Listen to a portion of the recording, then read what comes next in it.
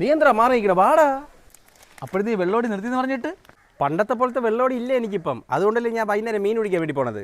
എന്നിട്ട് നീ വലയും കൊണ്ട് അടിച്ചു വിറ്റാ പറഞ്ഞാൽ ഞാൻ കണ്ടല്ലോ. അത് ഇന്നലെ മീൻ കിട്ടാതെ വന്ന് ടെൻഷൻ അടിച്ചപ്പോൾ 2 എണ്ണം.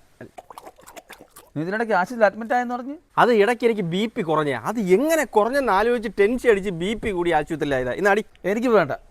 1-ാം തീയതി നിനക്കൊന്ന് സാധനം കിട്ടിയത്. നമുക്ക് എന്തൊരു 1-ാം തീയതി മിലിറ്ററി കുമാരേട്ടുള്ളപ്പം. പക്ഷെ അങ്ങേര് നമ്മളെ കണ്ട ആളല്ല കേട്ടാ. ഞാൻ കുമാരേട്ടനെ കണ്ടിട്ടേ ഇല്ല. ഷമീറിനൊരു പെക്ക് കൊടുത്താലോ? അവന് മദ്യം ഹറാമല്ലേ? ഓ ശരിയാണല്ലോ. അവൻ ബിയർ മാത്രമേ അടിക്കുള്ളൂ. അട്ടച്ചപ്പിക്കണേ അളയെ നീ ഒരു പെക്ക് പുറകിലാണ് കേട്ടാ.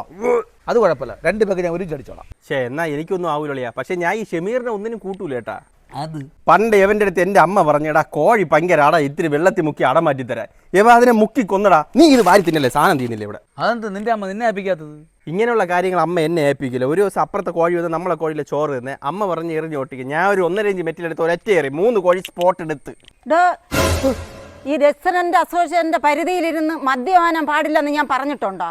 അയ്യോ മേഡം, രാവിലെ ഈ സാധനം അങ്ങയുടെ ഭർത്താവ് വായി തോന്നിയ വിലയ്ക്ക് എനിക്ക് വിറ്റതാണ്. എന്റെ റൂൾസ്, എന്റെ ഭർത്താവിന്റെ കുപ്പി, അത് മതി ഇവിടെ. ഒരു ബ്രിട്ടീഷ് കോളനിയുണ്ട്, ഒരു ബ്രിട്ടീഷ് തള്ളയുണ്ട്. ഒരു കാര്യം ചെയ്യ്, എനിക്ക് ഒരെണ്ണം ഒഴി ഒന്ന് അടിച്ചിട്ട് പോകണം.